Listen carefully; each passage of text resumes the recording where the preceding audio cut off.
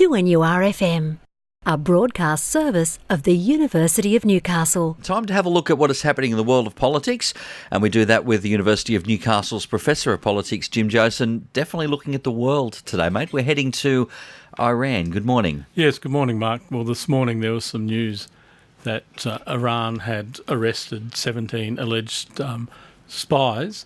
They were allegedly working for the CIA. They weren't US personnel or anything like that. They were Iranian nationals. But of course, the US denies all knowledge, and that's kind of par for the course when all this happens, isn't it? Oh no, we don't. No one knows anything about these guys. And President Trump declared it to be just propaganda and fake news. But it's an interesting dimension. I mean, the first point I think one would make is that it would be very unusual if there were no, shall we say, agents of influence on behalf of the US operating in Iran. It would be totally, how can I put this, out of keeping with, the way in which the world works, I suppose, at that level in global politics. But whether they were of the scale that the Iranian government claims, that's another matter. But what I think, taking a step back from this, is just another piece of the tit-for-tat process that's been going on largely since President Trump and the US administration decided to pull out of the nuclear agreement with Iran for no particularly, what can be discerned, no particularly valid reason. From a geopolitical perspective, it didn't make a lot of sense, although from a US perspective, to put pressure on Iran to toe whatever particular line that the US government thought was appropriate. As a result of the US pulling out of that agreement, it also imposed sanctions on Iran, which has made life much more difficult for the Iranian population, also quite difficult for the Iranian government. But it has the effect of pushing the Iranian government to respond not so much in kind, but in a more belligerent fashion. And so we're getting a sort of build-up of a sort of tit-for-tat process. We see the issues going on in the Gulf area over oil tankers and Iranian shipping space, shall we say. There's also the problem of international waters, where Iran is policing some of those waters in terms of dealing with other boats that they feel are breaching the particular protocols. The UK has recently seized a boat near the Straits of Gibraltar, an Iranian boat. And so we get this sort of, one thing happens, then the next thing happens, then another thing happens. It just escalates, and one side does something, someone does something else, and all of a sudden we're in a situation where most of the world doesn't want to be in.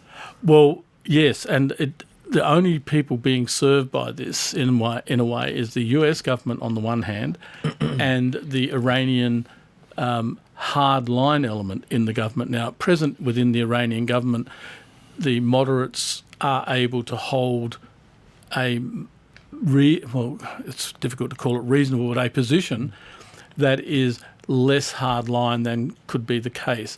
The escalating tit-for-tat process means that the hardliners in both administrations begin to get the upper hand and see their actions as justified. So the US, in pulling out of the nuclear deal, putting sanctions on the Iranian government, pushes the Iranian government to take a more hardline stance, and then eventually, over a period of weeks and months, you can look at what they're doing and go, well, they're behaving really badly. But we don't see the sort of the build-up because we've forgotten that. All of that is sort of, those sorts of patterns are very familiar in a number of sort of historical cases, and we don't have time to go into them today, but there are plenty of examples that we could point to where the escalation has got out of hand and we've ended up with a shooting war. The US is already talking about punitive action and a potential, some people are trying to push the US government into some form of boots on the ground type action against the Iranian government. That's had a spillover effect, Mark, to Australia, where some in the Australian government are talking about the need to participate to be a good international citizen because Iran is behaving badly and therefore has to be policed and pulled into line.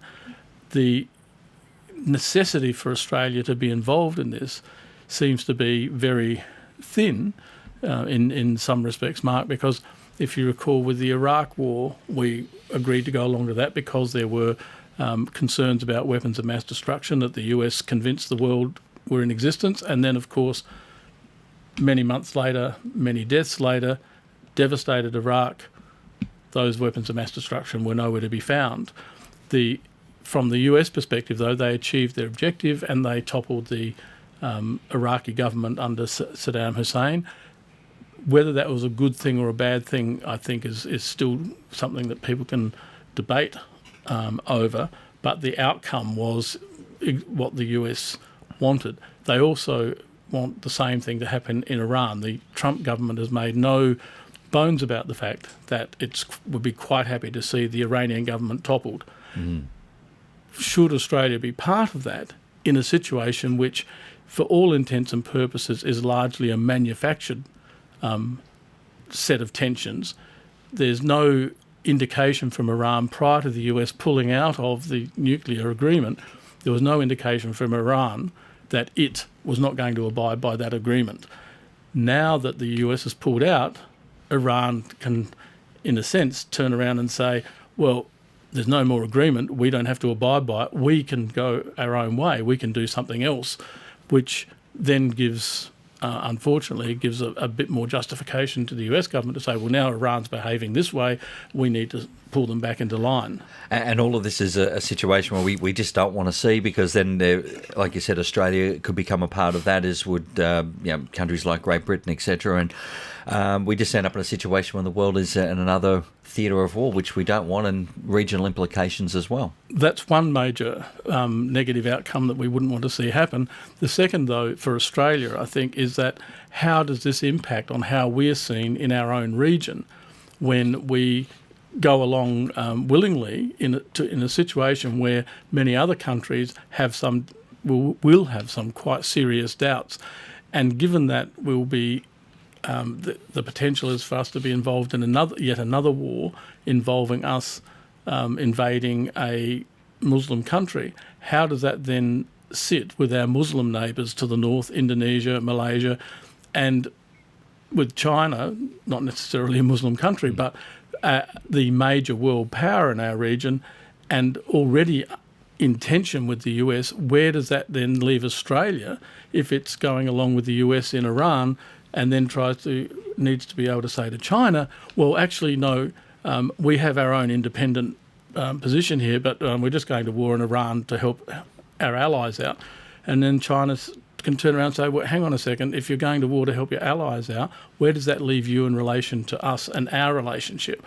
So it makes it very difficult for the Australian government to maintain a sense of impartiality and positive relationship with the likes of China when we may be involved in yet another shooting war with the US. So I think there are some really serious implications for Australia, and perhaps we need to step back and learn our lesson from the Iraqi situation when we went to war on the pretext of eliminating weapons of mass destruction, which turned out not to exist. Mm-hmm. Whether our current Australian government will be able to have the nerve to say, well, hang on a second, where's the evidence for us to go ahead? Last time the evidence was manufactured and it turned out to be wrong. Do we need to repeat that? A lot for our leaders to think about. Jim, as always, thank you for your time. My pleasure, Mark. Our Professor of Politics, Jim Jose, on 2NURFM 103.7.